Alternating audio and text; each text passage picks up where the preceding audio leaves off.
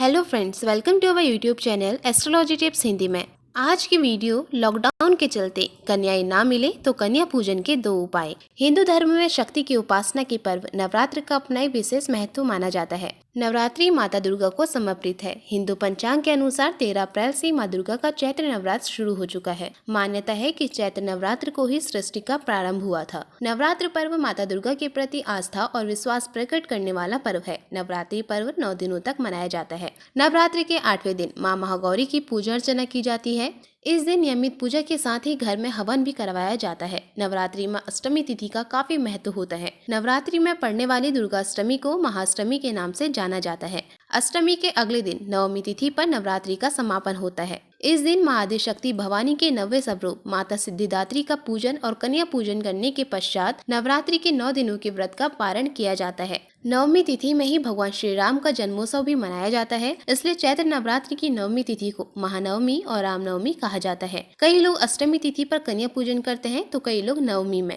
इसके अलावा 10वीं तिथि में भी कन्या पूजन किया जाता है। लेकिन इस बार कोरोना वायरस के चलते देश भर में लॉकडाउन है और ऐसे में कन्याओं को घर में आमंत्रित नहीं किया जा सकता। आज इस वीडियो में हम आपको बताएंगे कि लॉकडाउन में कैसे आप कन्या पूजन कर सकते हैं और माँ दुर्गा को प्रसन्न कर सकते हैं।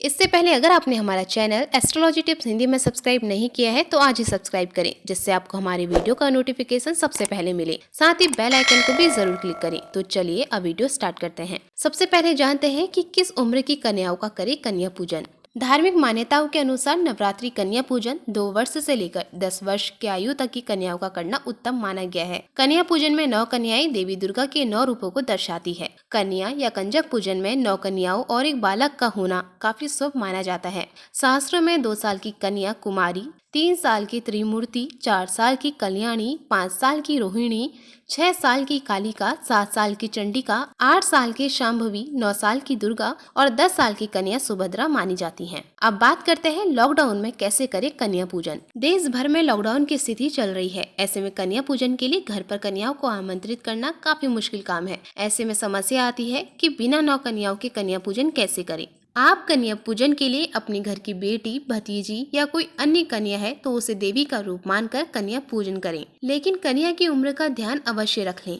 ध्यान रखें कि कन्या की उम्र 10 वर्ष से अधिक ना हो। आपके घर में जितनी भी कन्या है उन्हें ही आप कन्या भोज कराएं। कन्याओं की संख्या की बिल्कुल भी चिंता ना करें। अगर एक भी कन्या है तो आप उसे ही देवी का स्वरूप मानकर कन्या भोज कराएं। जितनी भी कन्या है उन्हें ही गिनती में 9 बार 9 देवी का रूप मानकर थोड़ा थोड़ा भोजन परोस दें और उसे ही अपनी इच्छा और सामर्थ्य अनुसार भेंट करें। लेकिन अगर आपके घर में कोई भी 10 साल से छोटी कन्या ना हो तो आप इस परिस्थिति में भी परेशान ना हो।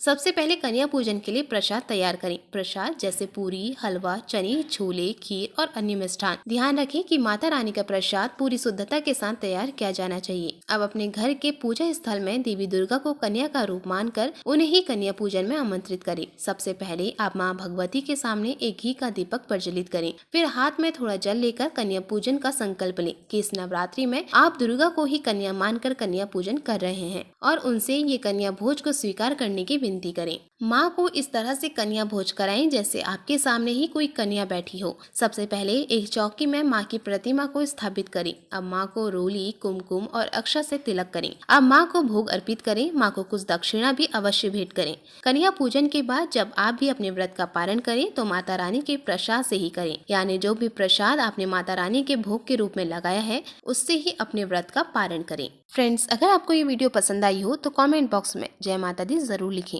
आगे की ऐसे ही लेटेस्ट वीडियो के लिए आज ही एस्ट्रोलॉजी टिप्स हिंदी में चैनल को सब्सक्राइब करना ना भूलें। Thank you.